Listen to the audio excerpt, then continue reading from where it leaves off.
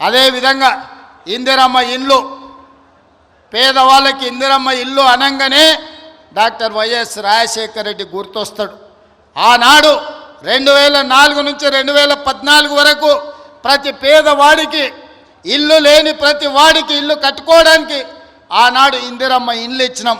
2004 నుంచి 2009 వరకు, 2009 నుంచి 2014 వరకు నేను గురునాథ్ రెడ్డి గారు ఎమ్మెల్యేలుగా ఉన్నప్పుడు ఈ నియోజకవర్గంలోనే రాష్ట్రంలో అత్యధికంగా తెలంగాణ రాష్ట్రంలో ఇందిరమ్మ ఇండ్లు తీసుకున్న నియోజకవర్గం ఉందంటే దాదాపుగా 36,000 ఇండ్లు ఈ నియోజకవర్గంలో మేమిద్దరం ఆనాడు పేదలకు ఇప్పించినాం.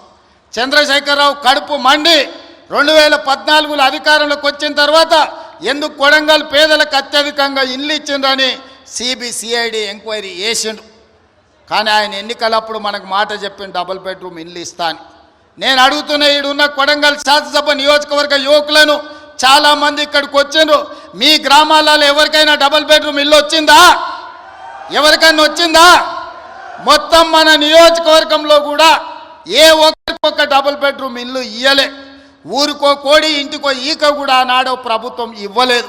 కానీ ఈనాడు ఈరోజు ఈ వేదిక మీద నుంచి చంద్రవంచలో ఉన్న పేదవాళ్ళందరికీ ఇందిరమ్మ ఇల్లు ఇవ్వడమే కాకుండా ఈ శాసనసభ నియోజకవర్గంలో మార్చి 31 తారీఖు లోపల 3,500 ఇందిరమ్మ ఇల్లు పేదవాళ్లకు ప్రతి వాడికి 5 లక్షల రూపాయలు ఉచితంగా ఇందిరమ్మ ఇల్లు కట్టుకోవడానికి మనం రాబోయే 2.5 నెలల్లో కొడంగల్ శాసనసభ నియోజకవర్గంలో ఇండ్లు మనం ఇచ్చుకోబోతున్నాం. ఇవి సరిపోవు. ప్రతి సంవత్సరం సరాసరిగా 4,000 ఇండ్లన్నా ఇచ్చి రాబోయే 4 ఏళ్ల 15 నుంచి 20,000 ఇందిరమ్మ ఇండ్లు కొడంగల్ శాసనసభ నియోజకవర్గంలో ఇచ్చి ప్రతి పేదవాడిని ఒక ఇంటి వాడిని చేసే బాధ్యత ఈరోజు నేను తీసుకుంటా మీ సోదరుడిగా.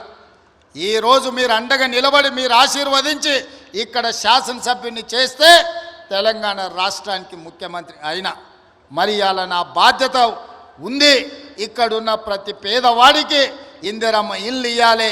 రాబోయే 4 ఏళ్లలో 15,000 నుంచి 20,000 ఇల్లు ఒక్క కొడంగల్ శాసనసభ నియోజకవర్గంలోనే ఇచ్చి ఇక్కడి పేదవాళ్ళను ఆదుకునే బాధ్యత నేను తీసుకుంటాను. ఈ సందర్భంగా చెప్తున్నా. ఇవాళ రేషన్ కార్డులు ఎక్కడికి పోయినా పేదలు మాకు రేషన్ కార్డు లేదంటున్నారు. చంద్రశేఖరరావు గారు గొప్ప మేధావి, 80,000 పుస్తకాలు చదివిండు. వాళ్ళ కొడుకేమో అమెరికాలో చదువుకున్నా అంటాడు. 80,000 పుస్తకాలు చదువుకున్న ఆయన కానీ అమెరికాలో కంప్యూటర్ చదివొచ్చిన ఆయనకు ఈ తెలంగాణ రాష్ట్రంలో ఉన్న పేదలకు రేషన్ కార్డు ఇవ్వాలనే కనీస జ్ఞానం లేదు. 10 ఏళ్ళు ఎదురు చూసిన రేషన్ కార్డులు ఇవ్వలే. అందుకే ఇవాళ ప్రతి గ్రామంలో ఉన్న పేదవాడికి రాష్ట్రం మొత్తంలో 30-40 లక్షల కుటుంబాలకి ఇవాళ రేషన్ కార్డులు లేని ప్రతి వాళ్లకు రేషన్ కార్డు ఇవ్వాలని మన ప్రభుత్వం నిర్ణయం తీసుకున్నది. రేషన్ కార్డు ఇచ్చిన ప్రతి వాడికి సన్న బియ్యం పంచే కార్యక్రమాన్ని కూడా మన ప్రభుత్వం తీసుకుంటుంది. ఇవాళ రేషన్ కార్డు అనేది పేదవాడి యొక్క గుర్తింపు. ఆధార్ కార్డు ఎట్లనో రేషన్ కార్డు కూడా అట్లనే. ఎక్కడికి పోయినా ఏమున్నా లేకపోయినా పేదవాడిని అధికారులు రేషన్ కార్డు ఉందా అని అడుగుతారు. మరి ఇవ్వాల్సిన అధికారులు గత ప్రభుత్వం 10 ఏళ్ళు రేషన్ కార్డులు ఇవ్వలేదు. అందుకే ఇవాళ మనం ప్రతి గ్రామంలో గ్రామ సభలు పెట్టి గ్రామ సభల ద్వారా మన దగ్గర ఉన్న సమాచారాన్ని ఇవ్వడమే కాదు, రేషన్ కార్డులు రాని వాళ్ళను వివరాలు లేని వాళ్ళను గ్రామ సభలల్లో మీ వివరాలు ఇవ్వండి, మీ అందరికీ రేషన్ కార్డులు ఇస్తామని చెప్పి మన ప్రభుత్వ అధికారులను గ్రామాలకు పంపించినాం. ప్రతి 6 నెలలకు క్రమము తప్పకుండా అధికారులను గ్రామాలకు పంపిస్తున్నాం. గత 10 ఏళ్లలో ఎప్పుడైనా అధికారులను చూసినరా అని నేను అడుగుతున్నా. ఎప్పుడైనా చూసినరా? కలెక్టర్లను చూసినరా? ఆర్టీఓలను చూసినరా? ఎంఆర్ఓలను చూసినరా? అధికారులు ఎవరైనా మన గ్రామాలకు వచ్చినరా?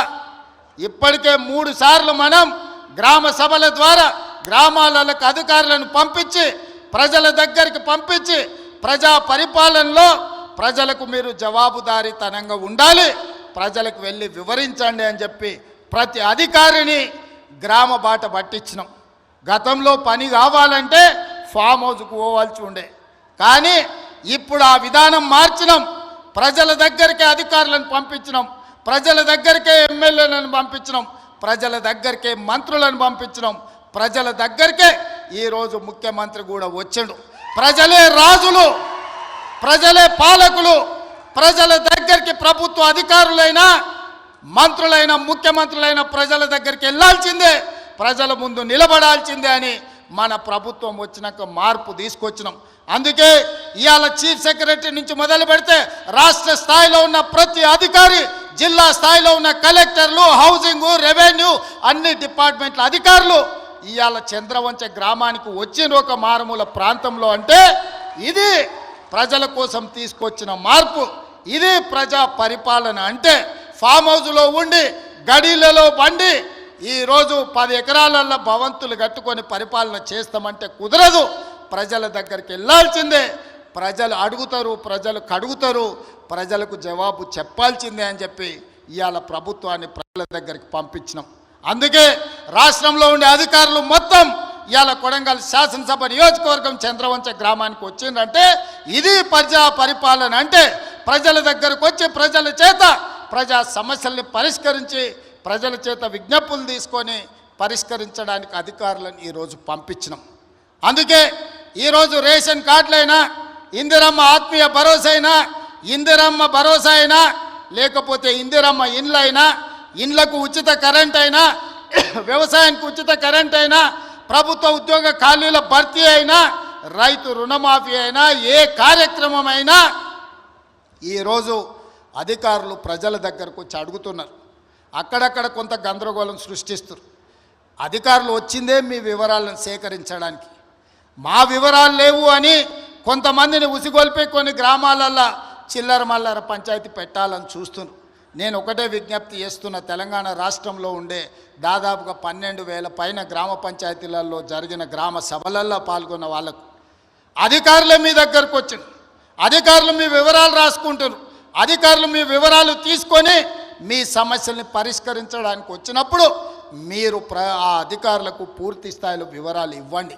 మీ వివరాలన్నిటినీ కంప్యూటర్లో క్రోడీకరించి మీకు అందరికీ సంక్షేమ పథకాలు అమలు చేసే బాధ్యత ఈ ప్రభుత్వం తీసుకుంటుంది. ప్రజలకు జవాబుదారీతనంగా మేము ఉంటాం, ప్రజలు అడిగే ప్రశ్నలకు సమాధానం చెప్తాం, ప్రజలకు సంక్షేమ పథకాలను అమలు చేస్తాం. ఇది రాష్ట్రం నలుమూలలా మీరు గుర్తు పెట్టుకోండి. చెప్పింది చేసి చూపించే పార్టీ ప్రభుత్వం మనది. తెలంగాణ ఇస్తామన్నాం, తెలంగాణ ఇచ్చినాం. 2023లో మనం అధికారంలోకి వస్తామన్నాం, మనం అధికారంలోకి వచ్చి చూపించినాం.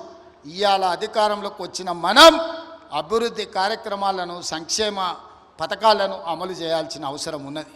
అందుకే నిరంతరం మేమందరం పనిచేస్తున్నాం.